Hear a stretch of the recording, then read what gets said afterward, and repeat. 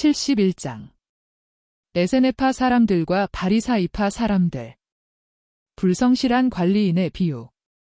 거의 외따로 떨어져 있는 어떤 산에 비탈 맨 아래쪽 여기저기에 들어져 있는 많은 군중이 선생님을 기다리고 있다.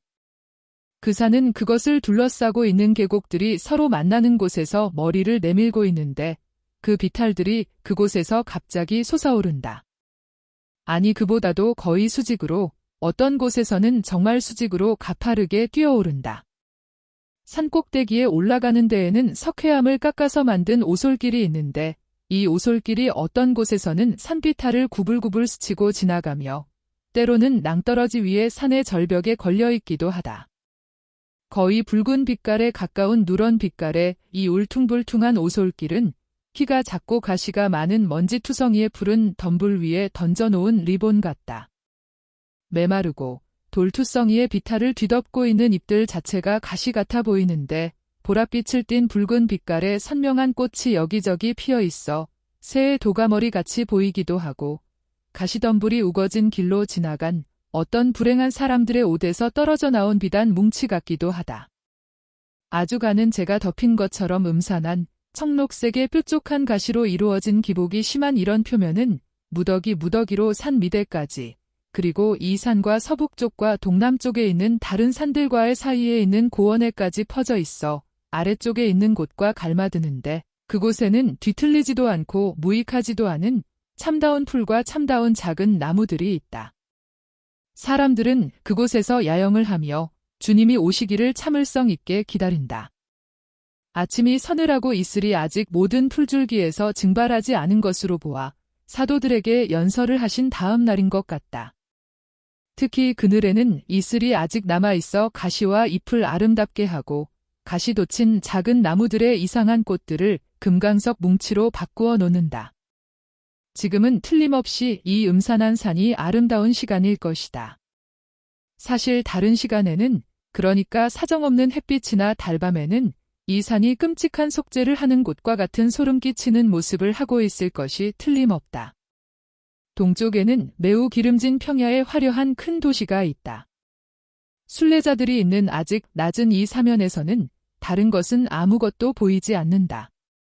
그러나 산꼭대기에서는 인근 지방이 내려다 보이는 비길 데 없는 전망이 눈을 즐겁게 할 것이다. 산의 높이로 보아 전망이 사해와 그 동쪽 지방, 그리고 사마리아의 산맥과 예루살렘을 막고 있는 산맥들에까지 이를 것으로 생각한다. 그러나 나는 산꼭대기에 올라가지 않았다. 그래서 사도들은 군중 가운데로 돌아다니면서 군중을 조용히 질서를 지키게 하고 병자들을 가장 좋은 자리에 데려다 놓게 하려고 애쓴다. 사도들은 제자들의 도움을 받고 있는데 이들은 아마 이 지방에서 일하는 제자들로서 선생님의 말씀을 듣기를 바라는 순례자들을 유다의 경계 근처로 인도한 모양이다. 예수께서는 해가 내리쬐는 시간의 더위와 아직 여름밤이 아닌 밤의 찬 기운을 조정하기 위하여 회 나마포 옷에 붉은 겉옷을 입으신 모습으로 갑자기 나타나신다. 예수께서는 사람들의 눈에 띄지 않으신 채 당신을 기다리는 사람들을 바라다 보시고 미소 지으신다. 예수께서는 서쪽에 있는 별로 높지 않은 산의 뒤쪽으로 해서 오시는 것 같은데 어려운 오솔길로 해서 빨리 내려오신다. 제일 먼저 예수를 본 것은 어린이이다. 어쩌면 그 어린이는 덤불 속에 있다가 위에서 굴러내려오는 돌 때문에 놀라 날아오른 새들을 지켜보고 있었는지도 모르고 혹은 예수께서 그의 눈길을 끌으셨는지도 모른다. 예수를 보고 그 어린이는 펄쩍 뛰어오르며 주님이다 하고 외친다. 모든 사람이 몸을 돌려 이제는 기껏해야 200m쯤 되는 가까운 거리에 계신 예수를 본다. 그들은 예수께로 달려가려고 한다. 그러나 예수께서는 손짓을 하시며 아마 산의 메아리 때문이겠지만 똑똑히 들려오는 목소리로 있는 곳에 그대로 계십시오 하고 말씀하신다. 그리고 여전히 미소를 띠시고 당신을 기다리는 사람들에게로 내려오시어 평평한 곳의 제일 높은 지점에서 걸음을 멈추신다. 거기에서 여러분 모두에게 평화하고 인사를 하시고 또 두드러진 미소를 지으시며 당신 둘레로 모여드는 사도들과 제자들에게 인사말을 되풀이하신다. 예수께서는 눈부시게 아름다우시다. 예수의 얼굴과 뒤에 없는 푸르스름한 비탈을 비추는 해와 더불어 꿈에 보는 환상과 같다. 정적 속에서 지내신 시간, 우리가 알지 못하는 어떤 사실들, 혹은 당신 위로 넘쳐 흐르는 아버지의 애모, 무엇인지 모를 것이 항상 완전한 예수의 아름다움을 두드러지게 하고 영광스럽고 위엄있고 평온하고 차분하게 하며 어떤 사람의 만남에서 돌아와 그의 모든 모습과 눈길에 거기서 오는 즐거움을 지니고 있는 사람과 같이 기쁨이 가득 차 있다고 하겠다. 여기서 하느님의 것인 이 사랑의 만남의 반영이 밖으로 번진다. 그것은 보잘것없는 인간적인 사랑의 만남 후에 볼 수 있는 것에 100배나 1000배나 더한 것이다. 이것은 번쩍거리는 광경이다. 이 광경은 그곳에 있는 사람들을 사로잡는다. 그래서 그들은 감탄에 마지 않으며 마치 지극히 높으신 당신의 말씀과의 일치의 신비를 직관하는데 겁을 집어먹은 듯 말없이 쳐다보고 있다. 그것은 아버지와 아들 사이의 비밀이요, 은밀한 사랑의 시간이다. 아무도 그 은밀한 사랑의 시간을 알지 못할 것이다. 그러나 마치 하늘에서 그런 것과 같은 아버지의 말씀이 되셨다가 다시 사람의 아들이 되시기가 어려운 것처럼 아들은 역시 그 흔적을 보존하고 계시다. 무한과 숭고함은 다시 사람이 되기가 힘들다. 작은 구멍이 많은 질그릇에서 그윽한 기름이 배어나오듯 또는 반투명의 유리막을 뚫고 나오는 화덕의 빛과 같이 천주성이 인성에서 넘쳐나오고 터져나오고 사방으로 퍼진다. 예수께서 당신의 빛나는 눈을 내리뜨시고 복된 얼굴을 숙이시고 놀라운 미소를 병자들에게로 몸을 구부려 감추시고 그들을 쓰다듬어 주시고 고쳐주시니 병자들은 그들에게 기쁨을 주기 위하여 그들의 불행을 내려다보는 사랑 가득한 해 같은 얼굴을 놀라서 쳐다본다. 그러나 예수께서는 곧이어 마침내 얼굴을 다시 드셔야 하고 타론이 남긴 빛으로 아직 온통 감싸여 있는 평화로우신 분, 거룩하신 분, 사람이 되신 하느님의 얼굴이 어떤 것인지를 군중들에게 보이셔야 한다. 예수께서는 되풀이하신다. 여러분에게 평화하고 예수의 목소리까지도 여느 때보다 더 음악적이며 부드럽고 화려한 음을 들려준다. 힘찬 그 목소리는 말없는 청중 위에 퍼지고 그들의 마음을 찾고 쓰다듬어주고 감동시키고 사랑하라고 권유한다. 이해의 거부와 증오의 조상같이 한 구석에 서 있는 무뚝뚝하고 까다롭고 산 자체보다도 가시가 돋치고 찌푸린 저 바리사이파 사람들의 집단을 빼놓고 흰 옷을 입고 비탈 위에 외따로 떨어져 서서 듣고 있는 또 다른 집단을 빼놓고는 모든 사람이 매우 감격해 있다. 둘째 집단을 바르톨로메오와 가리오 사람이 에세네파 사람들이라고 말하는 것이 들리고 또 베드로는 그러니까 이렇게 해서 세매장이 또 하나 있는 셈이로군 하고 중얼거리는 것이 들린다. 오, 가만 놔두어라. 말씀은 모든 사람의 것이다. 하고 예수께서 에세네파 사람들을 빗대고 웃으시며 베드로에게 말씀하신다. 그리고 말씀을 시작하신다. 만일 사람이 하늘에 계신 아버지께서 원하시는 것과 같이 완전하면 훌륭할 것입니다. 모든 생각과 애정과 행위가 완전하면 말입니다. 그러나 사람은 완전할 줄을 모르고 사람에게 행동의 자유를 주시면서 그래도 좋은 일을 하라고 명령하시고 사람이 저는 알지 못했었습니다 하고 말할 수 없도록 완전하게 하라고 권하신 하느님께서 주신 선물을 잘못 씁니다. 하느님께서 주신 자유를 사람은 어떻게 씁니까? 인류의 대부분은 마치 어린이가 쓸 수 있을 것처럼 쓰고 인류의 나머지 부분이 어리석은 사람이나 범죄자처럼 씁니다. 그러나 곧 이어 죽음이 오고 사람은 심판을 받게 되는데 심판자는 너는 내가 준 것을 어떻게 쓰고 남용하였느냐? 하고 엄하게 물으실 것입니다.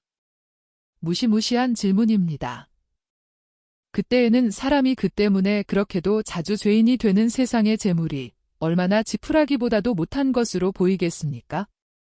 영원한 빈곤으로 가난하고 아무 것으로도 대체할 수 없는 옷을 빼앗긴 그는 주님의 위엄 앞에서 창피해서 벌벌 떨고 있을 것이고 변명할 말을 한마디도 찾아내지 못할 것입니다.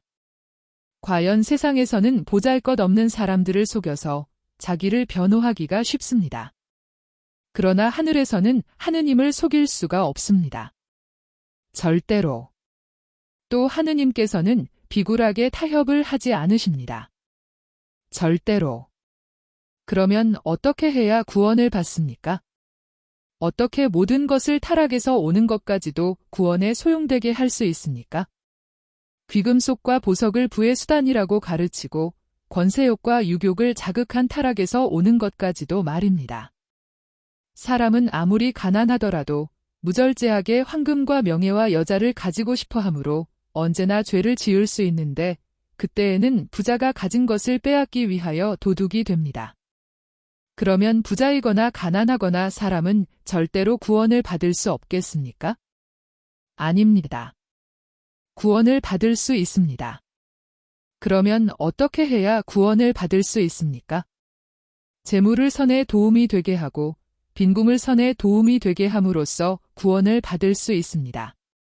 셈을 내지 않는 가난한 사람, 저주를 하지 않고 남의 것을 해치지 않고 자기가 가진 것으로 만족하며 자기의 비천한 처지를 미래의 자기의 성덕을 얻는 데 도움이 되게 하는 가난한 사람은 구원을 받을 수 있는데 사실 대부분의 가난한 사람은 이렇게 행동할 줄을 압니다. 부자들은 가난한 사람만큼 그렇게 할 줄을 잘 모릅니다. 부자들에게는 재물이 사탄과 세 가지 사욕의 끊임없는 함정입니다. 그러나 비유를 하나 들으시오. 그러면 부자도 부자로 있으면서 구원을 받을 수 있고 또는 부정하게 취득했다 하더라도 재물을 잘 쓰면 그들의 잘못을 속죄할 수도 있습니다. 지극히 인자하신 하느님께서는 당신 자녀들이 구원을 받도록 항상 그들에게 수많은 방법을 남겨두시기 때문입니다. 그러니까 지배인을 한 사람 둔 부자가 있었습니다. 부자의 훌륭한 처지를 시기하기 때문에 그의 원수인 어떤 사람들이나 부자의 친한 친구이고 따라서 그의 안락을 걱정하는 사람들이 주인에게 가서 그 지배인을 비난했습니다. 그 사람이 당신 재산을 낭비하거나 가로채거나 이익을 나게 하기를 소홀히 하오. 조심하시오. 자위책을 쓰시오. 하고 부자는 이 비난을 여러 번 들은 다음 지배인을 자기 앞에 출두하라고 명령했습니다. 그리고 이렇게 말했습니다. 자네에 대해서 이러저러한 말을 들었네. 대관절 왜 그렇게 했는가? 자네 관리에 대한 보고를 하게. 이제는 자네가 내 재산 관리하는 것을 허락하지 않을 터이니까. 자네를 믿을 수가 없고 또 불공평과 자유방임이 본보기를 줄 수도 없네. 그렇게 하면 다른 하인들도 자네가 한 것처럼 하도록 격려하는 것이 될 터이니까. 가보게. 그리고 서류 일체를 가지고 내일 다시 오게. 그것을 검사해서 새 지배인에게 내 재산을 맡기기 전에 내 재산 상태를 알 수 있게 말일세. 그리고 지배인을 돌려보냈습니다. 지배인은 걱정이 되어 가면서 이렇게 생각했습니다. 그러니 이제는 주인이 지배인 자리를 내놓으라고 하는 지금 나는 어떻게 하지? 위험을 교묘히 면할 수 있으리라고 확신하고 가로챈 것을 모두 써버렸기 때문에 모아둔 재산도 없다. 어떤 주인 밑에서 농사꾼으로 채용된다는 것은 내가 일하는 습관을 잃었고 맛있는 음식을 먹어 몸이 무거워졌기 때문에 내게는 적당치 않다. 동량을 하는 것은 더 안 된다. 그건 너무 창피스러운 일이거든. 어떻게 한다. 오랫동안 곰곰이 생각한 끝에 그의 괴로운 처지에서 헤어나는 방법을 하나 찾아냈습니다. 그는 이렇게 말했습니다. 옳지, 찾아냈다. 지금까지 편한 생활을 확보했던 것처럼 이제부터는 내가 지배인 자리를 잃었을 때 감사하는 마음으로 나를 받아들일 친구들을 확보하겠다. 도움을 주는 사람은 언제나 친구들이 있는 법이다.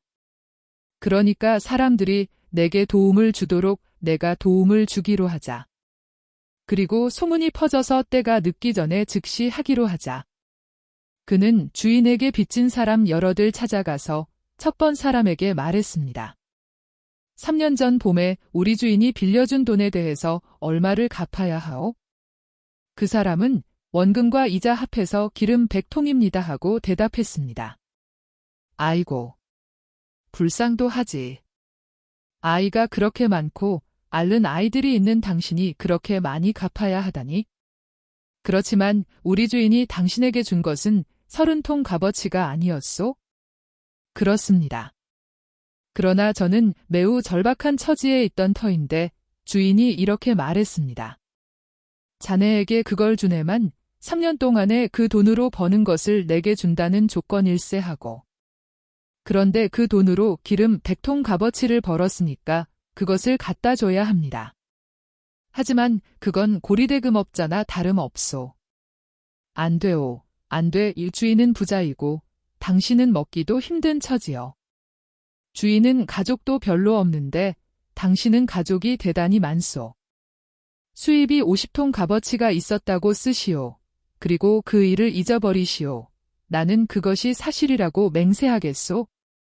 그럼 당신은 이익을 볼 거요. 그렇지만 당신은 나를 배신하진 않겠지요. 만일 주인이 알게 되면? 천만에. 나는 지배인이요. 그래서 내가 말하는 것은 신성하오. 하라는 대로 하시오. 그리고 행복하게 사시오.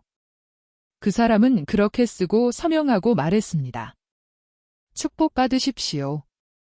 내 친구요 구원자. 어떻게 감사해야 할까요? 조금도 그럴 필요 없소. 그러나 만일 당신 때문에 내가 고통을 당하고 쫓겨나게 되면 감사하는 마음으로 나를 받아주겠지요. 그야 물론이지요. 물론이고 말고요. 믿으셔도 됩니다.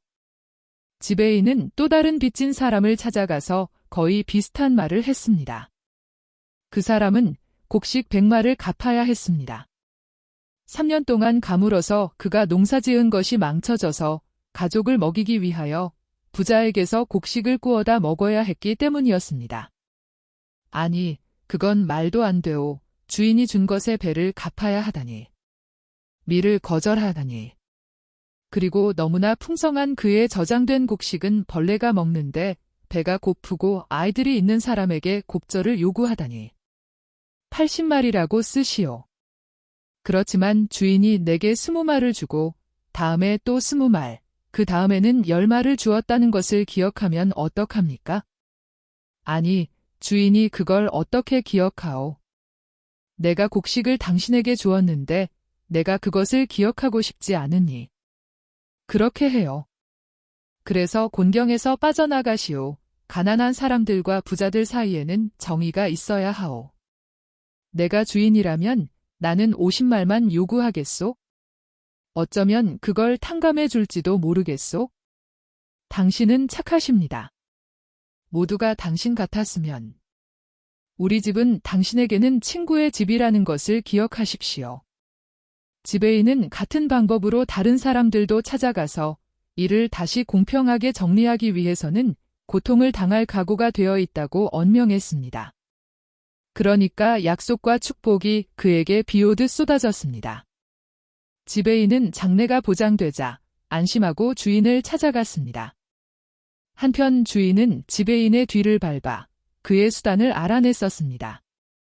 그렇지만 지배인을 칭찬하면서 이렇게 말했습니다. 자네 행동 방식이 좋지 않네? 그래서 그것은 칭찬은 안 하겠네. 그러나 자네 솜씨는 칭찬하네. 정말이지, 정말이지. 세속의 자식들이 빛의 자식들보다 더 빈틈없네 하고. 그런데 부자가 말하던 것을 나도 여러분에게 말합니다. 사기 행위는 훌륭한 것이 못 됩니다. 그래서 그 때문에 아무도 절대로 칭찬하지 않겠습니다. 그러나 적어도 세속의 수단을 가지고 빈틈없이 되어 세속의 자식처럼 해서 그것들을 빛의 나라에 들어가는 통행료가 되게 하라고 권합니다 하고. 즉 불공평하게 분배되고 잠깐 사이에 지나가는 안락을 얻는 데 사용되는 방편이고 영원한 나라에서는 가치가 없는 세상의 재물이 영원한 나라의 문을 열어줄 친구가 되게 하시오. 여러분이 마음대로 쓸 수 있는 방법으로 선을 행하고 여러분이나 여러분의 집안의 다른 사람들이 옳지 못하게 취득한 것은 돌려주시오. 그리고 재물에 대한 병적이고 죄가 되는 애정을 여러분에게서 떼어버리시오. 그러면 이 모든 것이 여러분이 죽을 때의 영원한 문을 열어주고 지극히 행복한 처소에 여러분을 받아들이는 친구같이 될 것입니다. 만일 하느님께서 여러분이 세상의 재물조차도 잘 쓸 줄 모르는 것을 보시게 되면 어떻게 여러분이 하느님께 천당복을 주십사고 요구할 수 있겠습니까? 이것은 있을 수 없는 가정이지만 여러분은 하느님께서 천상 예루살렘에 낭비하는 구성원들을 받아들이기를 원하십니까? 절대로 그런 일은 없을 것입니다. 천국에서는 사람들이 사랑과 너그러운 과정 속에서 살 것입니다. 모두가 한 분을 위하여, 모두가 모두를 위하여 성인들의 교섭은 하나의 활발하고 정직한 사회이고 거룩한 사회입니다. 그래서 자기가 옳지 않고 불충실하다는 것을 보여준 사람은 아무도 그곳에 들어갈 수 없습니다. 천국에서는 우리가 아무런 두려움 없이 모든 것을 가질 터이니까. 거기서는 우리가 충실하게 될 것이다 하고 말하지 마시오. 그렇지 않습니다. 작은 일에 불충실한 사람은 전부를 차지하더라도 불충실할 것이고 작은 일에 옳지 못한 사람은 큰 일에도 옳지 못합니다. 하느님께서는 세상에서 행하는 시험에서 세상의 재물도 볼 줄 알지 못한다는 것을 보여주는 사람에게는 참된 재산을 맡기지 않으십니다. 여러분이 우려먹거나 속임수를 쓰거나 탐욕스럽게 보존할 줄밖에 모른다고 보여주면 어떻게 하느님께서 어느 날 하늘에서 세상에 있는 여러분의 형제들을 지원하는 임무를 여러분에게 맡기실 수 있겠습니까? 그러므로 하느님께서는 여러분의 보물을, 즉 여러분에게 주시려고 남겨두셨던 보물을 세상에서 빈틈없이 살 줄 알아서 옳지 않고 불건전한 것을 옳고 건전한 일에 소용되게 한 사람들에게 주실 것입니다. 아무도 두 주인을 섬길 수 없습니다. 이 주인이나 저 주인에게 딸려 있거나 이 주인이나 저 주인을 미워할 것이기 때문입니다. 사람이 골라 잡을 수 있는 두 주인은 하느님이나 맘몬입니다. 그러나 만일 여러분이 하느님께 속해 있기를 원하면 맘몬의 제복을 입고 그의 목소리를 듣고 그의 방법을 써서는 안 됩니다. 에세네과 사람들의 집단에서 한 목소리가 올라온다. 사람은 선택할 자유가 없습니다. 자기의 운명을 따라갈 수밖에 없습니다. 우리는 운명이 지혜롭지 않게 분배되었다고는 말하지 않습니다. 반대로 완전하신 생각이 당신이 정하신 완전한 계획을 위해서 하늘에 갈 자격이 있는 사람들의 수를 정하셨습니다. 다른 사람들은 하늘에 이르기 위해 노력을 해도 소용없을 것입니다. 이렇게 되어 있습니다. 달리 될 수는 없습니다. 집에서 나가는 사람이 박공에서 떨어져 나온 돌에 맞아 죽을 수도 있는 반면 격정 중에 아주 작은 상처 하나도 입지 않고 살아나올 수도 있습니다. 이와 마찬가지로 그렇게 씌어 있지 않은데 구원을 받고자 하는 사람은 알지 못하면서도 죄밖에 짓지 않을 것입니다. 그의 영벌은 기록되어 있으니까요. 여보시오. 아닙니다. 그렇지 않아요. 당신 생각은 잘못이요. 그렇게 생각하면 주님께 중대한 모욕을 하는 것이 됩니다. 왜 그렇습니까? 그것을 증명해 주십시오. 그러면 생각을 고치겠습니다. 왜 그러냐 하면 당신은 그 말을 하면서 하느님께서 당신의 피조물들에 대해서 불공평하시다고 마음속으로 인정하기 때문입니다. 하느님께서는 피조물들을 똑같이 같은 사랑으로 창조하셨습니다. 하느님은 아버지이십니다. 다른 어떤 일에도 그러하시듯이 당신의 아버지다운 감정에서도 완전하십니다. 그러면 어떻게 차별을 두실 수가 있습니까? 그리고 사람이 수태되었을 때는 죄 없는 태아에 지나지 않은데 어떻게 그를 저주하실 수 있습니까? 사람이 죄를 지을 수 없는 그 순간부터 말입니다. 사람에게서 받으신 모욕을 설욕하시기 위해서입니다. 아닙니다. 하느님께서는 그렇게 설욕하지 않으십니다. 하느님께서는 그런 희생과 같은 초라한 희생, 즉 강요된 부당한 희생으로 만족하지 않으실 것입니다. 하느님께 지은 죄는 사람이 되신 하느님에 의해서만 없어질 수 있습니다. 그분만이 속죄를 하지 이러저러한 사람이 속죄를 하지는 못할 것입니다. 5. 내가 언제만 없애기만 하면 될 수 있었더라면. 만일 세상에 카인이 없고 라멕, 타락한 소돔인 살인자, 도둑, 간음자, 간통자, 하느님을 모독하는 말을 하는 자, 부모에 대하여 사랑이 없는 자식들, 맹세를 어기는 자 등등이 없었더라면. 그러나 이 죄들 하나하나의 장본인은 하느님이 아니시고 사람이 죄인입니다. 하느님께서는 당신 자식들에게 선이나 악을 골라잡을 자유를 주셨습니다. 하느님은 잘하지 않으셨습니다 하고 율법학자 한 사람이 외친다. 하느님은 우리의 힘에 겨운 시험을 하셨습니다. 우리가 약하고 무식하고 타락했다는 것을 아시면서 우리에게 유혹을 당하게 하셨습니다. 이것은 경솔 아니면 악의입니다. 의인인 당신은 내가 말하는 진리를 인정해야 합니다. 당신은 나를 시험하려고 거짓말을 하고 있습니다. 하느님께서는 아담과 하와에게 모든 충고를 주셨습니다. 그런데 그것들이 무슨 소용이 있었습니까? 그때에도 하느님은 잘못하셨습니다. 낙원의 나무를 유혹을 두지 말아야 했습니다. 그러면 사람의 공로는 어디에 있겠습니까? 그것은 필요가 없었습니다. 사람은 개인적인 공로 없이 하느님의 공로로만 살았을 것입니다. 저 사람들은 선생을 시험하려고 합니다. 그 교활한 사람들의 말을 듣지 말고 우리 말을 들으십시오. 금욕과 묵상 속에서 사는 우리의 말으려 하고 아까의 에세네파 사람이 다시 외친다. 그렇습니다. 당신들은 그렇게 삽니다. 그러나 잘못 삽니다. 왜 그런 생활을 거룩하게 하지 않습니까? 에세네파 사람은 이 질문에는 대답하지 않고 이렇게 묻는다. 선생님이 자유에 대해서 받아들일 수 있는 이유를 말해주셔서 나도 그것을 받아들일 수 있기를 바라면서 선입관 없이 그것을 묵상하겠으니 이제는 선생도 말해주십시오. 육체의 부활과 육체가 와서 보충할 영의 생활을 실제로 믿습니까? 그러면 당신은 하느님께서 사람의 생명을 이렇게 끝마치시기를 원합니까? 그렇지만 영혼이 상급으로 인해서 영혼이 지극히 행복하게 될 터이니 물질을 다시 살아나게 하는 것이 무슨 소용이 있습니까? 이것으로 성인들의 기쁨이 더해지겠습니까?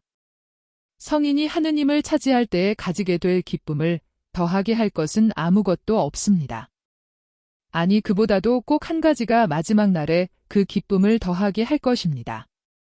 그것은 이제는 죄가 더 이상 존재하지 않는다는 것을 알게 되는 일입니다. 그러나 오늘 육체와 영혼이 하늘을 차지하기 위한 싸움을 일치해서 했으니 영원의 날에 육체와 영혼이 일치하여 상을 누리는 것이 당신에게는 옳다고 생각되지 않습니까? 여기 대해서 확신을 가질 수 없습니까? 그러면 당신은 왜 금욕과 묵상을 하며 살고 있습니까? 그것은 그들의 욕망에 저항할 수 없는 다른 동물 위에 군림하는 지배자인 사람 노릇을 더 잘하기 위해서 또 대부분의 사람들보다 뛰어난 사람이 되기 위해서입니다. 대부분의 사람들은 성서의 글고를 양피지와 술 장식과 작은 털다발과 넓은 옷을 여발한 듯이 펼쳐놓고 자기들을 별개의 인간들이라고 자칭하는 사람들까지도 동물성으로 더럽혀져 있습니다. 저주다. 바리사이파 사람들은 군중으로 하여금 감탄하여 웅성거리게 한 화살을 정면으로 맞았다. 그들은 마귀 들린 사람들처럼 몸을 뒤틀고 소리를 지른다. 저 사람은 우리를 모욕합니다. 선생님. 선생님은 우리의 거룩함을 알고 계시죠? 우리를 변호해 주십시오 하고. 그들은 손짓을 하며 외친다. 예수께서는 이렇게 대답하신다. 저 사람도 당신들의 위선을 알고 있습니다. 옷은 성덕과 아무 관계가 없습니다. 칭찬받을 만한 자격을 얻으시오. 그러면 내가 말할 수 있을 것입니다. 그러나 에세네파 사람, 당신에게는 당신이 너무나 적은 일 때문에 희생을 한다고 대답하겠습니다. 왜? 누구를 위해서? 얼마 동안이나 희생을 합니까? 사람들에게서 칭찬을 받기 위해서, 죽을 육체를 위해서. 매가 날아가는 것보다도 더 빠른 세월 동안 당신의 희생을 향상시키시오. 참 하느님과 복된 부활과 사람의 자유의지를 믿으시오. 고행자로 사시오. 그러나 이 초자연적인 이유를 위해서 그렇게 하시오. 그러면 부활한 당신의 육체와 더불어 영원한 기쁨을 누릴 것입니다. 너무 늦었습니다. 나는 늙었습니다. 내가 어쩌면 그릇된 종파에 머물러 있어서 내 인생을 망했는지도 모르겠습니다. 이제 끝났습니다. 아닙니다. 선을 원하는 사람에게는 절대로 끝난 것이 아닙니다. 죄인들인 여러분, 들으시오. 오류 속에 있는 여러분, 들으시오. 여러분의 과거가 어떠하든 들으시오. 뉘우치고 자비에게로 오시오. 자비는 여러분에게 팔을 벌립니다. 여러분에게 길을 가리킵니다. 나는 깨끗한 샘, 생명의 샘입니다.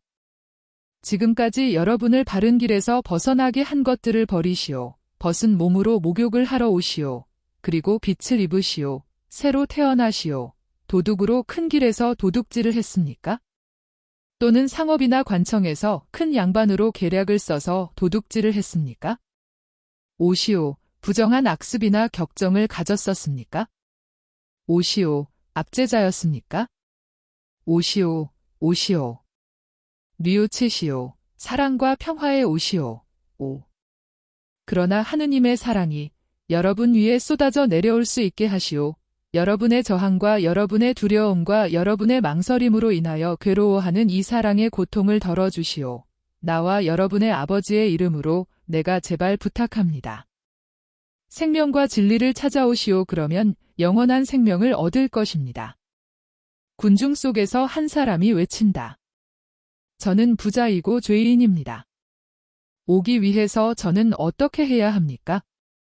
하느님과 당신 영혼에 대한 사랑을 위해 모든 것을 버리시오. 바리사이파 사람들은 예수께 대하여 불평을 하고 예수를 환상과 이단을 파는 사람처럼 성인인 채 하는 죄인처럼 업신여기고 이단자들은 언제나 이단자들인데 에세네파 사람들이 그런 사람들이라고 예수께 지적한다. 갑작스런 회개는 순간적인 흥분에 지나지 않고 부도덕한 사람들은 언제나 그럴 것이고 도둑은 도둑으로 살인자는 살인자로 남아있을 것이라고 그들은 말한다. 그리고 완전한 성덕 속에 사는 그들만이 하늘에 갈 권리가 있고 전도를 할 권리가 있다고 말하는 것으로 끝을 맺는다. 오늘은 다행스러운 날이었습니다. 거룩함의 씨가 사람들의 마음에 떨어지고 있었습니다. 하느님의 입맞춤으로 길리운 내 사랑이 그 씨에 생명을 주는 것이었습니다. 사람의 아들은 거룩하게 하는 것이 기뻤습니다. 그런데 당신들은 이 날을 망쳤습니다. 그러나 상관없습니다. 나 당신들에게 말합니다만, 그리고 내가 부드럽지 않더라도 그 탓은 당신들에게 있습니다.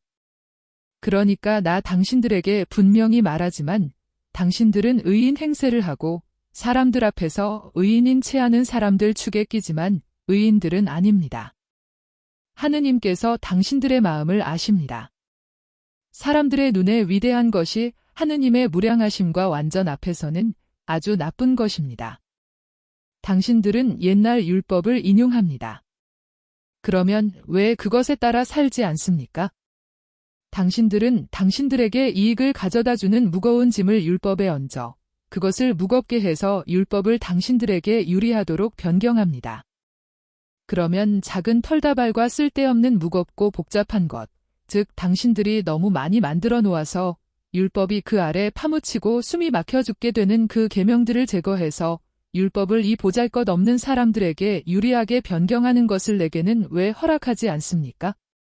나는 종교에서 위안을 찾는데 올가미를 만나고 사랑을 찾는데 공포를 만나는 이 군중들, 이 영혼들을 불쌍히 여깁니다. 그게 아닙니다. 오, 이스라엘 사람들, 오시오. 율법은 사랑입니다. 하느님은 사랑이십니다. 나는 당신들이 겁나게 한 사람들에게 이렇게 말합니다. 엄격한 율법과 나를 예고하였지만 그들의 몹시 걱정스러운 예언의 부르짖음에도 불구하고 죄를 몰아내는데 성공하지 못한 위협적인 예언자들은 유한에 와서 끝납니다. 유한 이후에는 하느님의 나라, 사랑의 나라가 옵니다. 그리고 나는 보잘것없는 사람들에게 들어가시오. 이 나라는 당신들 것이오 하고 말합니다. 그래서 착한 뜻을 가진 사람은 모두 나라에 들어오려고 애씁니다. 그러나 머리를 숙이고 가슴을 치며 나는 죄를 지었습니다 하고 말하고자 하지 않는 사람들에게는 나라가 없을 것입니다. 마음을 정결하게 하여라. 그리고 이제는 너희 목덜미를 뻣뻣하게 하지 말아라 하는 말이 있습니다. 이 땅은 쓴 물에 소금을 넣어서 달게 한 엘리세오의 기적을 보았습니다. 그런데 나는 당신들의 마음에 지혜의 소금을 뿌리지 않습니까? 그러면 왜 당신들은 물보다 못해서 당신들의 정신을 바꾸지 않습니까?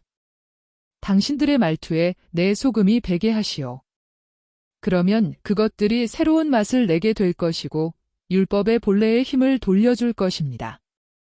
우선 가장 그럴 필요가 있는 당신들 안에서 그렇게 될 것입니다. 당신들은 내가 율법을 바꾼다고 말하지요? 그렇지 않습니다. 거짓말하지 마시오. 나는 당신들이 변형시킨 본래의 형태를 율법에 돌려주는 것입니다. 이것은 이 세상만큼 오래 지속할 율법이고 그 요소나 충고다만 하나도 사라지기 전에 하늘과 땅이 사라질 것이기 때문입니다. 그리고 당신들이 마음에 드는 대로 율법을 바꾸고 당신들의 죄에 대한 핑계를 찾으려고 궤변을 부려도 아무 소용이 없습니다. 사무엘, 그것은 아무 소용없습니다. 아무 소용도 없습니다. 이사야, 간음하지 말아라 하는 말이 언제나 있지요. 그러나 나는 이렇게 보충합니다. 다른 여자를 얻기 위하여 아내를 버리는 사람은 간음하는 것이고 남편에게 버림받은 여자와 결혼하는 사람도 간음하는 것입니다. 하느님께서 맺으신 것은 오직 죽음만이 갈라놓을 수 있기 때문입니다 하고. 그러나 엄격한 말은 회개하지 않는 죄인들에게 하는 것입니다. 죄를 지었지만 그렇게 한 것을 슬퍼하고 애석하게 생각하는 사람들은 하느님께서 인자 자체이심을 믿고 사죄하고 용서하고 생명에 인도하시는 분께로 오시오. 이 확신을 가지고 가시오. 이 확신을 마음속에 퍼뜨리시오.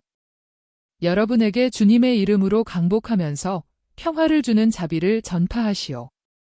사람들은 장소가 좁아서 그러는지 또는 마음을 끄는 예수의 힘 때문에 그러는지 천천히 떠난다. 그러나 떠나간다. 사도들만이 예수와 함께 남아서 말들을 하면서 길을 떠난다. 그들은 헝클어진 위성류의 작은 숲 곁을 지나가면서 그늘을 찾는다. 그러나 그 속에는 에세네파 사람이 하나 있다. 예수와 말한 그 사람이다. 그는 천 옷을 벗고 있는 중이다. 앞서가던 베드로는 그 사람이 짧은 잠방이만을 입고 있는 것을 보고 깜짝 놀란다. 그는 뛰어서 뒤로 돌아와 말한다. 선생님, 미친 사람입니다. 선생님과 말을 하던 사람, 에세네파 사람입니다.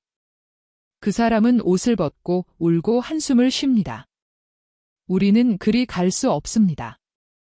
그러나 짧은 잠방이만 입고 샌들만 신은 마르고 수염이 난 그 사람은 벌써 작은 숲에서 나와 울고 가슴을 치면서 예수께로 온다.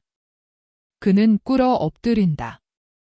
저는 마음의 기적을 받은 사람입니다. 선생님은 제 정신을 고쳐주셨습니다. 저는 선생님의 말씀을 따릅니다. 저는 저를 오류로 감싸던 일체의 다른 생각을 버리고 빛을 입습니다. 저는 참 하느님을 묵상하고 생명과 부활을 얻기 위해 갈라집니다. 이렇게 하면 됩니까? 제게 새 이름을 하나 주십시오. 그리고 선생님과 선생님의 말씀으로 살 곳을 한 군데 일러주십시오. 이 사람 미쳤군. 그렇게도 많이 우리도 그 말씀으로 살 수 없을 텐데. 이 사람은 말씀을 한 번만 듣고서 하고 사도들이 서로 말한다. 그러나 사도들의 말을 듣는 그 사람은 말한다. 그럼 당신들은 하느님께 한계를 지어드리려고 합니까? 선생님께서는 내게 자유로운 정신을 주시기 위해 내 마음을 부수셨습니다. 주님. 그러면서 예수께로 팔을 내밀면서 애원한다. 그러시오. 엘리야라는 이름을 받으시오. 그리고 불이 되시오. 이 산에는 동굴이 대단히 많습니다. 동굴로 가시오. 그리고 무서운 지진으로 땅이 흔들리는 것을 느끼거든 나와서 주님의 봉사자들을 찾아 그들과 합치시오. 당신도 생명으로 돌아와 봉사자가 되시오. 가시오. 그 사람은 예수의 발에 입맞춤하고 일어나 간다. 아니 저 사람은 옷을 벗은 채로 가나? 하고 사도들은 깜짝 놀라서 묻는다. 저 사람에게 겉옷과 칼과 부식깃과 부시와 빵을 주어라. 저 사람은 오늘과 내일 길을 가고 나서 우리가 머물렀던 곳으로 피해 들어갈 것이다. 그러면 하느님께서 당신 아들에게 필요한 것을 마련해 주실 것이다. 안드레아와 요한이 뛰어가서 그 사람이 길모퉁이로 사라지려고 하는 순간에 그를 따라잡았다. 그들은 돌아와서 말한다. 그 사람이 그것들을 받았습니다. 저희들은 우리가 있었던 곳도 일러주었습니다. 정말 뜻밖의 수확입니다. 주님. 하느님께서는 바위 위에도 꽃을 피게 하신다. 마음의 사막에까지도 착한 뜻을 가진 사람들을 일으키셔서 나를 위로하신다. 이제는 예리고 쪽으로 가자. 어떤 시골집에서 머무르자. 72장. 닉가의 집에서. 길은 비록 가장자리까지 잎이 무성한 나무들이 들어찬 푸른 들판을 지나가지만 정오의 해 아래에서는 큰 화덕과 같다. 곡식이 빨리 여물어가는 밭에서는 고운 밀가루가 빵이 되는 화덕과 같은 뜨거운 기운과 냄새가 온다. 빛은 앞이 캄캄해지게 한다. 밀이삭 하나하나가 금빛 껍질과 따가운 수염 속에 들어있는 작은 황금빛 등불들과 같고 집줄기에 해가 반짝이는 것은 해로 인하여 앞이 보이지 않게 하는 길의 반짝임과 같이 눈을 괴롭힌다. 눈이 잎들 있는 데로 가서 쉬려고 해도 소용없다. 나뭇잎들을 찾으려고 눈을 들면 한층 더 무자비한 해에 휘둘리고 그래서 그 해의 맹렬한 기운을 피하기 위하여 이내 내리떠야 하고 눈을 감으면서 벌겋게 충혈이 된 먼지투성이의 속눈썹 사이로 뚫린 틈으로 만족해야 한다. 땀은 먼지투성이의 뺨에 반짝이는 줄을 그어놓는다. 피로한 발은 새로 먼지를 일으키면서 질질 끌려가는데 새로 일어나는 먼지는 끊임없는 고통이다. 예수께서는 피로한 사도들의 기운을 돋우어 주신다. 예수께서도 땀을 흘리시기 때문에 해를 막으려고 겉옷을 머리에 얹으셨다. 그리고 다른 사람들에게도 그렇게 하라고 권하신다. 그들은 말없이 순종한다. 그들은 너무 지쳐서 늘 하는 탄식도 할 수 없을 지경이다. 그들은 술 취한 사람들처럼 걷는다. 용기를 내라. 저기 한가운데 집 한 채가 있다 하고 예수께서 말씀하신다. 만일 그 집도 다른 집들 같으면 불타오르는 것 같은 밭들 사이로 목적도 없이 오래 길을 걷는 낭망밖에는 없을 것입니다 하고 겉옷을 뒤집어 쓴 베드로가 투덜거린다. 그리고 다른 사람들도 낭망한 소리로 그 말에 찬동한다. 나는 저 집에 가겠다. 너희들은 여기 그늘이 별로 없는 곳에 피해서 그대로 남아있어라. 아닙니다. 아닙니다. 저희들도 가겠습니다. 물이 없는 이곳이지만 적어도 우물은 하나 있을 것입니다. 그래서 물을 마셔서 속에 있는 불을 끄겠습니다. 그렇게 몸이 뜨거운데 물을 마시면 병이 들 것이다. 죽을 테지요. 그렇지만 죽는 것이 지금 저희가 당하는 것보다는 그래도 나을 것입니다. 예수께서는 대꾸를 하지 않으신다. 한숨을 지으시며 익어가는 곡식들 사이에 있는 작은 오솔길로 맨 먼저 앞장서 가신다. 밭은 집까지 계속되지 않고 훌륭한 과수원 경계선에서 멎는다. 과수원은 그늘이 지고 나뭇잎들이 빛과 더위를 완화하여 집 둘레에 우거지고 아늑한 푸른 숲을 만들어 놓는다. 그래서 사도들은 하는 안도의 소리를 내며 그 속으로 들어간다. 그리고 예수께서는 조금 쉬시라는 사도들의 청은 상관하지 않으시고 앞으로 나아가신다. 비둘기들의 구구거리는 소리, 도르래 돌아가는 삐걱 소리, 여자들의 조용한 목소리가 집안에서 나와 들판에 아무 소리도 없는 정적 속에 퍼진다. 예수께서는 집을 둘러싸고 있는 넓은 인도 같은 깨끗한 마당으로 들어서신다.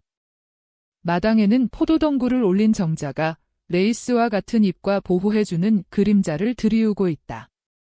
포도나무로 그늘진 우물 둘이 있는데 하나는 집의 오른쪽에 있고 또 하나는 왼쪽에 있다.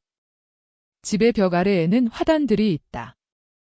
짙은 줄무늬가 있는 커튼들이 열린 문들에서 흔들리고 있다.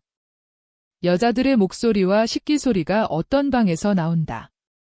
예수께서 그쪽으로 향해 가시는데 땅에 뿌려진 나달을 쪼아먹던 비둘기 12마리쯤이 요란한 날개 소리를 내며 날아간다.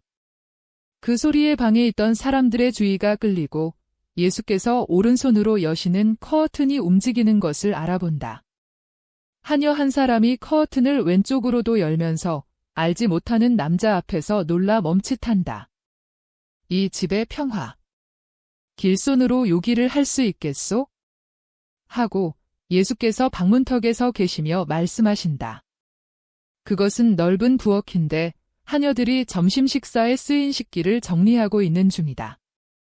주인마님이 손님을 물리치지 않을 것입니다. 가서 알리겠습니다. 나는 12사람을 데리고 있소? 그리고 나 혼자만 요기해야 한다면 하지 않는 편을 택하겠소? 주인마님께 그 말씀을 드리겠습니다. 그러면 분명히 선생님, 주님, 선생님이 여기 제 지배를 이게 어떤 은총입니까? 한 목소리가 말을 중단시키는데 한 여인, 니까가 빨리 앞으로 나와 예수의 발에 입맞춤하려고 무릎을 꿇는다. 하녀들은 마치 조상과도 같다. 접시를 씻던 하녀는 오른손에는 행주를 들고 뜨거운 물로 벌겋게 된 왼손에는 물이 뚝뚝 떨어지는 접시를 든 채 서 있다. 한 구석에 발꿈치를 괴고 앉아 나이프를 닦고 있던 다른 하녀는 더 잘 보려고 무릎으로 일어나는 바람에 나이프들이 요란스러운 소리를 내며 바닥에 떨어진다. 화덕에 재를 긁어내고 있던 또 한 하녀는 재투성이의 얼굴을 쳐들고 화덕 위에서 이렇게 입을 벌린 채로 있다. 내가 여기 왔다. 여러 집에서 우리를 쫓아차냈다. 우리는 피로하고 목이 마르다. 아이고. 오십시오. 오세요. 여기 계시지 말고 시원하고 그늘진 북향방으로 오십시오. 그리고 너희들은 세수할 물과 향기롭게 한 음료를 준비해라. 그리고 너 꼬마는 뛰어가서 지배인을 깨워서 식사 전에 요기하실 걸 보살피라고 일러라. 아니다. 니까야. 나는 사교계의 손님이 아니다. 나는 박해를 받는 내 선생이다. 나는 음식보다는 오히려 쉴 곳과 사랑을 청한다. 나는 나 자신보다는 오히려 내 벗들을 위해서 동정을 구한다. 이, 주님. 그러나 언제 마지막 식사들을 하셨습니까? 저들은 모르겠다. 나는 어제 새벽에 저들과 같이 했다. 보세요. 저는 낭비는 하지 않겠습니다. 그러나 누이나 어머니같이 모두에게 필요한 것을 주겠습니다. 그리고 선생님께는 하녀와 제자로서 사랑과 도움을 드리겠습니다. 형제들이 어디 있습니까? 과수원에 있다. 그러나 벌써 오는 모양이다. 그들의 목소리가 들린다. 니까는 밖으로 뛰어나가 그들을 보고 부른다. 그리고 그들을 예수와 같이 시원한 현관으로 인도한다. 그곳에는 벌써 대야들과 세수수건들이 있어 얼굴과 팔과 발의 먼지와 땀을 씻어서 시원해질 수가 있다. 제발 땀에 젖은 옷들을 벗어서 즉시 하녀들에게 주십시오. 깨끗한 옷을 입고 시원한 샌들을 신으시면 몸에 매우 좋을 것입니다. 그런 다음이 방으로 오십시오. 거기서 기다리고 있겠습니다. 그리고 니까는 문을 닫고 간다. 아, 이 그늘에서 이렇게 몸을 식히니까 좋구나. 하고 베드로가 니까가 친절하고 공손하게 그들을 기다리고 있는 방으로 들어가면서 안도의 숨을 내쉰다. 내 주님의 사도님, 여러분을 도와드릴 수 있는 제 기쁨은 위안 그 자체보다도 더 큽니다. 사도라 그렇지요. 그러나 니까 아시겠어요? 격식을 부리지 맙시다. 당신은 부자이고 현명하다는 것에 중요성을 가지지 않게 하고 나는 사도라는 것에 중요성을 가지지 않게 하고 이렇게 하면 영혼과 육체의 일에 서로 상대편이 필요한 좋은 남매가 될 겁니다. 나는 내가 사도라고 생각하는 것이 너무 겁이 나요. 무엇이 겁납니까? 하고 여자는 깜짝 놀라 물으면서 미소를 짓는다. 나 같은 진흙에 비하면 너무 크지 않을까? 그리고 그 무게에 내가 주저앉지 않을까 겁이 나고요.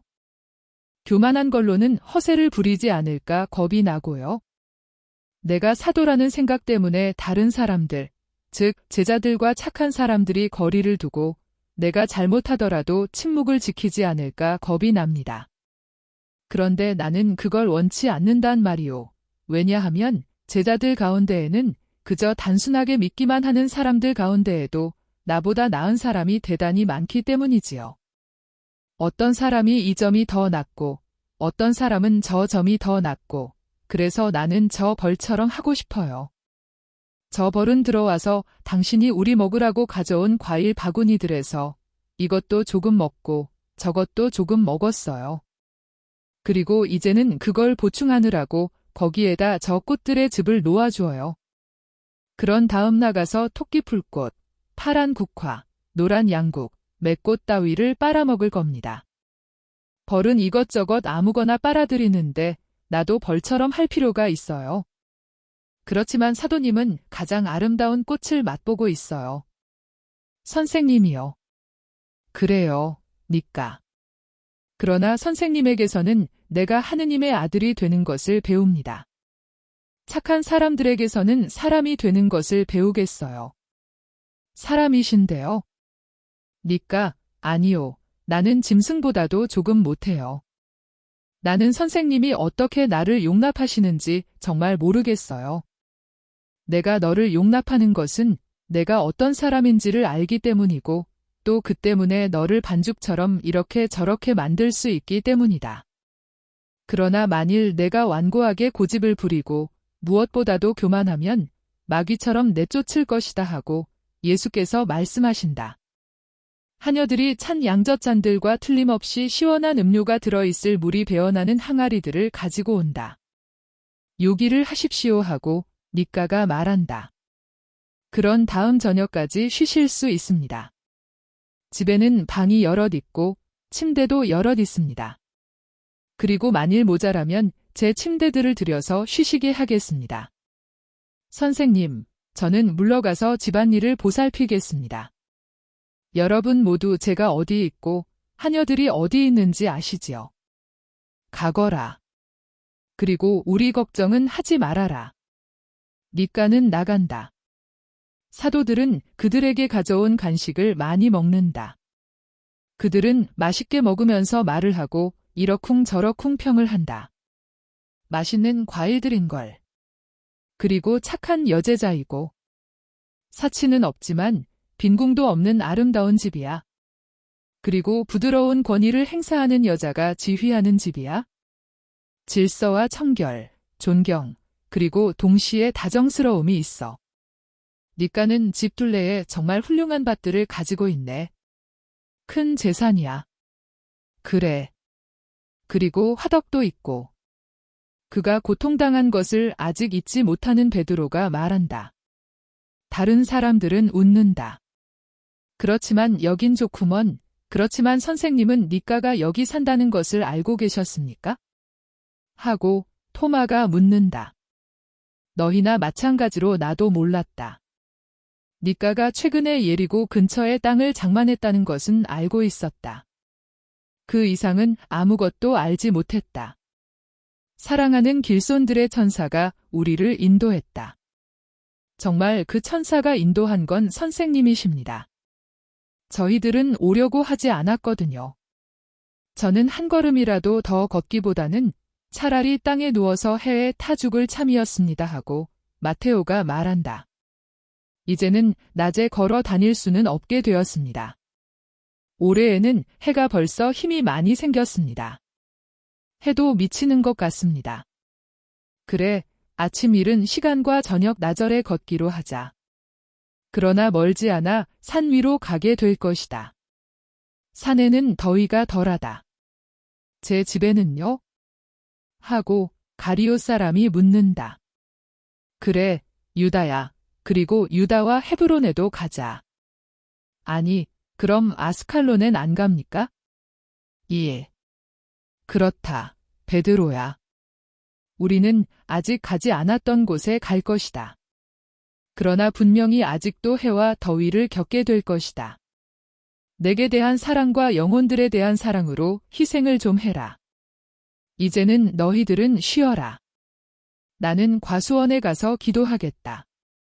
그러나 선생님은 한 번도 피로하신 적이 없습니까? 선생님도 좀 쉬시는 것이 낫지 않습니까? 하고 알페오의 야고보가 묻는다. 아마 선생님께서는 여기 머무르시고자 하시나 보군요 하고 열성당원이 말한다. 아니다. 서늘한 시간에 여울로 해서 강을 건너가게 새벽에 떠나기로 한다. 요르단강 건너 어디로 갑니까? 군중들이 과월절을 지내고 집으로 돌아간다. 예루살렘에서는 너무나 많은 사람이 나를 찾았지만 허사였다.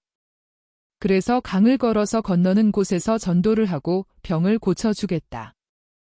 그런 다음 솔로몬의 작은 집을 정돈하자. 그 집이 우리에게 값진 것이 될 것이다. 아니 그럼 갈릴레아에는 안 돌아갑니까? 갈릴레아에도 간다. 그러나 우리는 이 남부지방에 많이 남아있을 것이니까 그 집이 귀중한 피신처가 될 것이다. 나는 간다. 저녁 식사가 끝난 모양이다. 지금은 밤이다. 많은 이슬이 박공에서 포도나무 잎으로 요란스럽게 떨어진다. 하늘에는 별이 엄청나게 많다. 그것들을 쳐다보는 눈길은 방향을 잡지 못한다. 귀뚜라미 우는 소리와 밤새들의 소리가 들린다. 농촌의 정적이다. 사도들은 벌써 물러갔다. 그러나 닉가는 자지 않고 선생님의 말씀을 듣고 있다. 예수께서는 집에 기대 있는 돌에 꼿꼿이 앉아 계신다. 여인은 예수 앞에 조심하는 경건한 태도로 서 있다. 예수께서는 이미 시작하셨던 이야기를 끝맺으시는 모양이다. 그래, 내 지적이 옳다. 그러나 나는 회개하는 사람, 아니 그보다도 오히려 다시 나려고 하는 사람에게 주님의 도움이 없지 않으리라는 것을 확신하고 있었다. 저녁 식사를 하는 동안, 그리고 내가 식사 시중을 들면서 질문을 하는 동안 나는 도움은 바로 너일 거라는 생각을 했다. 너는 이렇게 말했지? 저는 집과 하인들을 보살펴야 하기 때문에 선생님을 짧은 기간밖에는 따라다닐 수가 없습니다 하고. 그리고 나를 곧 만날 줄 알았더라면 너를 속박하는 새 땅을 사지 않았을 것이라고 말하면서 그것을 후회했다. 그런데 너는 그 땅을 새로 산 것이 복음 전파자들을 받아들이는데 소용이 되었다는 것을 알게 되었다. 그러니까 그것은 좋은 일이다. 그러나 너는 제 주님께 완전히 봉사하기를 기다리면서 또 봉사할 수가 있다. 다시 나는 중에 있고 착한 뜻을 잔뜩 가지고 있지만 매우 약한 그 영혼에 대한 사랑으로 내게 봉사를 청하겠다. 지나친 속죄로 그가 불안에 빠질 수도 있을 것이고 사탄은 그 불안을 이용할 수도 있을 것이다. 주님, 제가 어떻게 해야 합니까? 거기에 가는 것이다.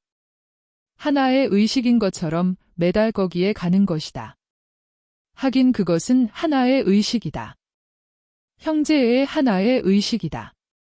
가릿에 가서 가시덤불 사이로 올라가면서 엘리야, 엘리야 하고 불러라. 그 사람은 깜짝 놀라는 태도를 보일 것이다. 그러면 이렇게 인사해라. 나자렛의 예수의 이름으로 형제에게 평화하고 건빵같이 구운 빵을 그달의 날짜 수만큼 가져다 주어라. 여름에는 그 이상은 아무것도 가져다 줄 필요가 없다. 장막절부터 매달 기름 넉 대씩 갖다 주어라. 장막절에는 무겁고 물이 먹지 않는 염소 가죽 한 장과 담요 한 장을 가져다 주어라. 그 이상은 필요 없다. 그럼 말은 한마디도 안 합니까? 최소한도의 유익한 말만 해라. 그 사람이 내 소식을 물을 것이다. 내가 아는 대로 말하여라. 그의 의심과 희망과 그를 괴롭히는 것을 내게 이야기할 것이다. 내 믿음과 내 연민으로 생각나는 대로 말해주어라. 하기는 희생이 오래 계속되지는 않을 것이다. 12달도 가지 않을 것이다. 나와 속죄하는 사람에 대해 동정을 베풀기를 원하느냐? 이, 주님. 그러나 왜 그렇게 침울하십니까? 그런데 너는 왜 우느냐? 주님의 말씀에서 죽음의 전조를 느끼기 때문입니다. 주님을 그렇게 빨리 잃어야 합니까? 하고 니까는 베일 속에서 운다. 울지 말아라. 곧 이어서 내게는 말할 수 없는 평화가 올 것이다. 더 이상 미움도 없고 더 이상 계략도 없을 것이고 더 이상 내 위에 내 둘레에 그 모든 소름 끼치는 죄가 없을 것이고 더 이상 지긋지긋한 접촉도 없을 것이다. 오, 니까야, 울지 말아라. 내 구세주는 평화 속에 있을 것이다. 승리자가 될 것이다. 그렇지만 그전에는 남편과 함께 저희들은 늘 예언서를 읽었습니다. 그리고 저희는 다윗과 이사야의 말 때문에 무서워서 떨었습니다. 그러나 정말 주님이 그렇게 되시겠습니까? 그렇게 되고 그보다도 더한 일을 당할 것이다. 오, 누가 주님을 위로해 드리겠습니까? 누가 주님으로 하여금 아직 희망을 가지고 돌아가시게 하겠습니까? 제자들의 사랑, 특히 충실한 여자 제자들의 사랑이 그렇게 할 것이다. 그러면 제 사랑도요. 저는 절대로 제 구세주에게서 멀리 떨어져 있지 않을 터이니까요. 다만, 주님. 제게 어떤 속죄나 어떤 희생이나 다 요구하십시오. 그러나 그 시간을 위해서 씩씩한 용기를 주십시오. 주님이 목마름 때문에 메마른 땅처럼 되시고 혀가 입천장에 달라붙을 때, 주님이 얼굴을 가리는 문둥병자 같이 되실 때 제가 주님을 왕중왕으로 알아뵙고 헌신하는 하녀처럼 주님을 도와드리게 해주십시오. 하느님, 찌푸리신 주님의 얼굴을 제게 감추지 마십시오. 그러지 마시고 그때도 지금처럼 찬란한 광채 속에 있는 샛별이신 주님의 얼굴을 뵙고 즐기게 허락해 주십시오. 그리고 주님의 얼굴이 제 마음속에 새겨지게 해 주십시오. 그날은 제 마음도 주님의 마음과 같이 고통으로 인해 초처럼 무르게 될 것입니다. 니까는 이제는 무릎을 꿇고 있는데 거의 땅에 엎디다시피 되었고 가끔 눈물 젖은 얼굴을 들어 우중충한 벽을 배경으로 하얀 달빛 속의 하얀 살인 주님의 얼굴을 쳐다본다. 너는 그 모든 것을 가질 것이다. 그리고 나는 내 동정을 받을 것이다. 그 동정은 나와 함께 내 십자가에 올라갈 것이고 거기에서 나와 함께 하늘에 올라갈 것이다. 영원을 위한 내 상이 될 것이다. 천사들과 사람들은 내게 대해 가장 아름다운 칭찬을 할 것이다. 불행과 죄악과 의심의 시간에 그 여인은 용감하였고 죄를 짓지 않았고 그의 주님을 도와드렸다 하고 니까야 일어나거라. 그리고 지금부터 그리고 영원히 강복을 받아라. 예수께서는 일어나고 있는 니까의 머리에 두 손을 얹으신다. 그런 다음 두 분은 밤에 휴식을 취하려고 집 안으로 들어간다.